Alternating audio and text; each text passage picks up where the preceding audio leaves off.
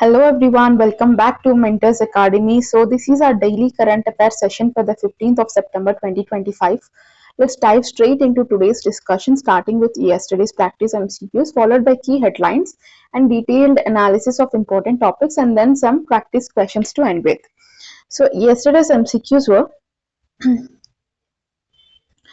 the first question was, consider the following statements regarding the Right to Information Act 2005. Section 4 of the Act mandates proactive disclosure of certain information by public authorities. Information related to cabinet papers, including deliberations, can never be disclosed under RTI. Central Information Commission is a constitutional body under 338. Which of the above are correct? 1 only, 1 and 2 only, 2 and 3 only, and 1, 2 and 3. Right?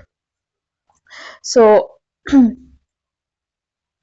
the statement 1 said that Section 4 of the Act mandates proactive disclosure by public authorities.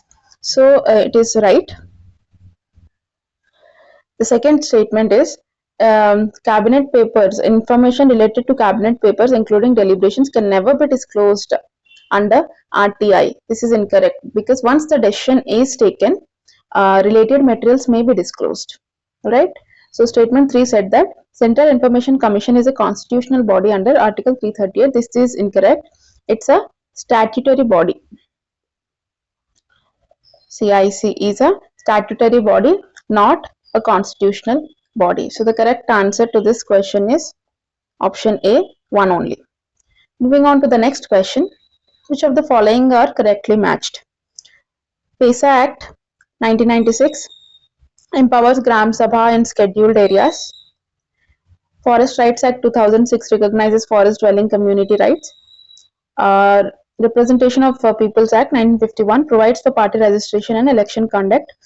Select the correct answer. 1 and 2 only, 1 and 3 only, 2 and 3 only, 1, 2 and 3. The correct answer to this question is option D, all 3. 1, 2 and 3.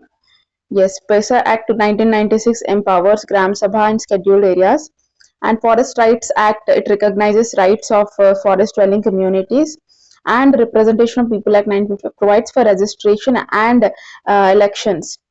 Right? So let's dive into today's key headlines. Let me read them out for you one by one. Highest ratio of females married under 18 from West Bengal, SRS data.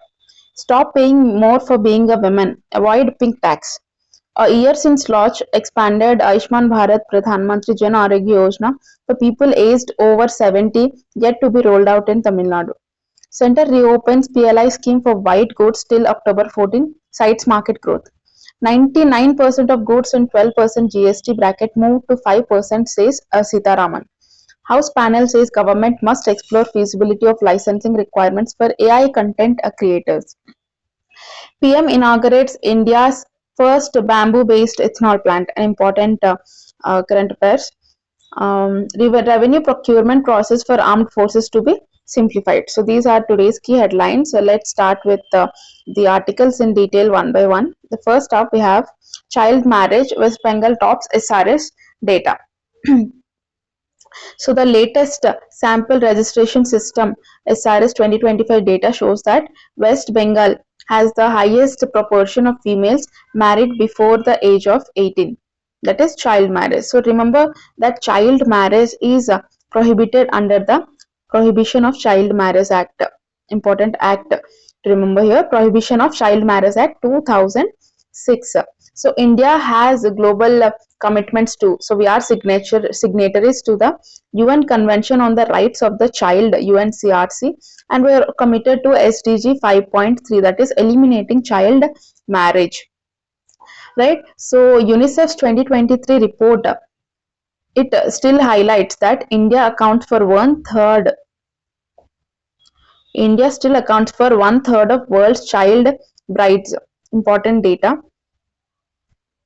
So the causes include poverty, dowry system, patriarchal mindset, lack of education, and weak law enforcement. So this has consequences like maternal mortality, malnutrition, intergenerational poverty as well. Right? So So what are the other key points? So national decline in child marriage, but yet pockets in West Bengal, Bihar and Jharkhand persist. So what is the UPSC relevance of this article for prelims? It's important to connect to Prohibition of Child Marriage Act 2006 and the UNCRC. For mains, gender justice, health impact and demography, HDZ 5, gender equality. Right, so moving on to the next article, we have about pink tax, invisible cost on women. So what is pink tax? It is actually it's not an actual tax.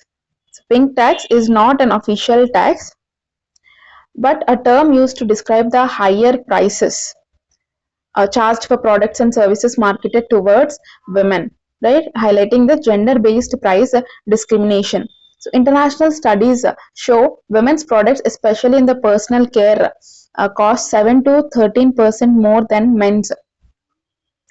So, in India, we don't have a legal framework to deal with this specifically, though the Consumer Protection Act 2019 can act against unfair trade practices. But there is no particular legal framework to deal with this kind of tax. So, examples of pink tax include like which kind of products are under pink tax, like cosmetics, clothing, insurance, and salons, right? So it worsens the economic inequality, especially when combined with the gender wage gap. It's a serious concern. For prelims, you can link this to Consumer Protection Act provisions. For mains, market ethics, gender justice, gender responsive policies, right? So moving on to the next article, we have about Ayushman Bharat Pradhan Mantri Jan Arogya Yojana, gap in expanded coverage. So the expanded Ayushman Bharat Pradhan Mantri Jan Arogya Yojana scheme for those above 70 years hasn't been rolled out yet in Tamil Nadu. So let's see a quick recap about the scheme. So it was launched in the year 2018, covering 10.74 crore families, right, identified through the this socio-economic caste census 2011. So it provides 5 lakh annual coverage per family. Important provision, 5 lakh coverage per family annually for secondary and tertiary care, not the primary one. So the challenge is India spends only 2% of its GDP on the healthcare, which is well below WHO's recommended 5%. So WHO recommends 5%, at least 5%, but India is spending only 2% on the healthcare sector. So the challenge, it's a basic challenge here. So Tamil Nadu already has its own health scheme, the Chief Minister's Comprehensive Health Insurance Scheme, leading to overlapping and issues, also delays, right? So what is the prelims relevance? The scheme, obviously its features, and the SCCC database. For mains, universal healthcare, federalism and welfare, and ASIC population policy. Yeah, so moving on to the next article, we have here about PLI, production linked incentive scheme, reopened for white goods. So the government has reopened the production linked incentive scheme for white goods until October 14. So what is PLI exactly? PLI scheme 2020. It was launched in the year 2020. It gives financial incentives to manufacturers based on sales, right? So white goods, what are white goods? So white goods include sectors like electronics, pharma, automobiles and solar, right? So I'm sorry. So white goods include air conditioners, refrigerators, washing machines, and LEDs. The scheme covers sectors like electronics, pharma, automobiles, and solar, and also white goods. Right. So India's manufacturing share is about 16% of its GDP. It is still below the target of 25% by 2025. Right. So the aim is to boost domestic manufacturing. The aim is to boost the domestic capacity manufacturing, reduce imports, and creates as many jobs as possible. So previous round saw that a 6,000 crore, above 6,000 crore investment commitments. What is the UPSC relevance? For prelims, it's important to connect to PLI scheme sectors, the sectors we have seen here above, and the white goods definition. For mains, connect this to Atmanirbhar Bharat, industrial policy, and also MSMEs. Moving on to the next article, the GST rates shift from 12 to 5%. Right? The finance minister has announced that 99% of goods previously in 12% GST bracket moved to 5% now. So GST launched in 2017 replaced multiple indirect taxes, right? So it has subsumed multiple indirect taxes and is governed by GST Council under Article 279A. The current slabs include 0%, 5%, 12%, 18%, 28%. So critics argue too many slabs create compliance burdens for MSMEs. So while this cut makes GST more consumer friendly, it raises concern about maintaining the revenue neutrality. So what is the prelims relevant? GST structure, GST council. For mains, cooperative federalism, tax rationalization and ease of doing business. Moving on to the next articles, AI content creators licensing idea. Well, so parliamentary panel has suggested licensing or registration for AI content creators. All right, with generative AI producing text, video, and images, concerns around deepfakes, misinformation, and copyright violations are rising. Right? So deepfakes, misinformation, and copyright theft are growing concerns. So India is drafting its Digital India Act to regulate AI and digital platforms.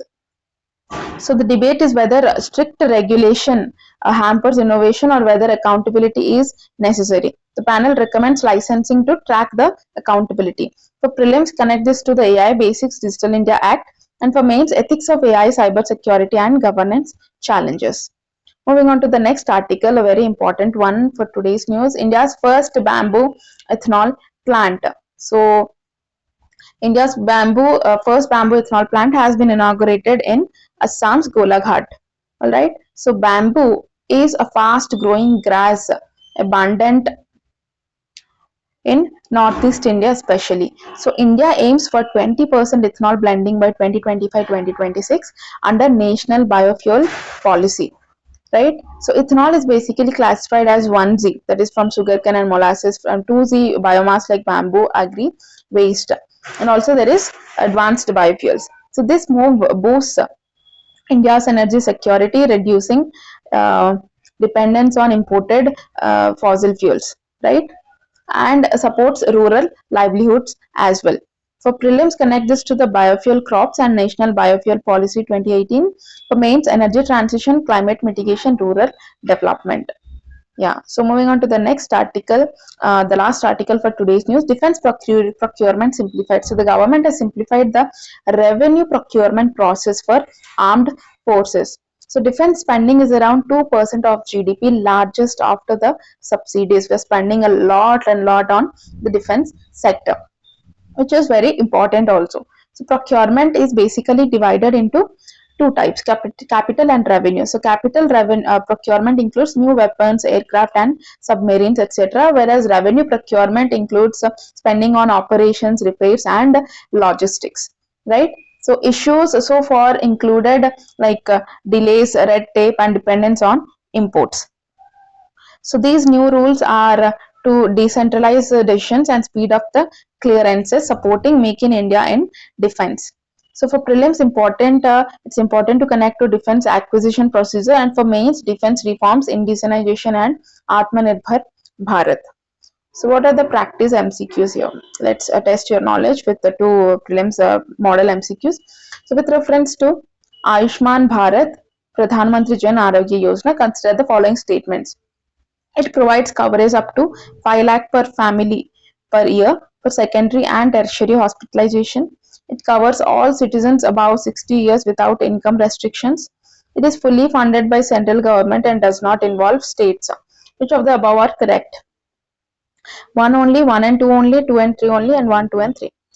The next question is, bamboo is used in India's ethanol blending program because 1. It is classified as a grass, grows rapidly and regenerates without replanting. It has high cellulose content suitable for second generation biofuel production.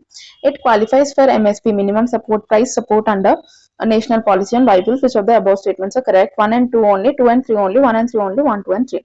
So make sure to drop your answers in the comment section below. We'll be seeing your responses and we'll check the answers for these questions tomorrow. Also, we have two main questions for you to practice answer writing. One, critically examine the challenges and opportunities of regulating AI generated content in India. Suggest a framework that balances innovation with accountability. 15 market to 50 words question. 2. Discuss the role of biofuels, particularly bamboo based ethanol, in achieving India's energy transition goals. What socio-economic benefits can such projects bring to rural India? Again, 15 marker, 250 words question. Please practice these questions. So I guess that wraps up today's current affairs for 15 September 2025. Thank you so much for turning in. Keep revising and connecting these issues to the your exam syllabus. If you found this session really helpful and valuable, don't forget to like the video, share it with your fellow aspirants, and subscribe to the Mentors Academy channel for daily such important updates. I'll see you tomorrow with more important current affairs topics. All the best, and have a good day, you all.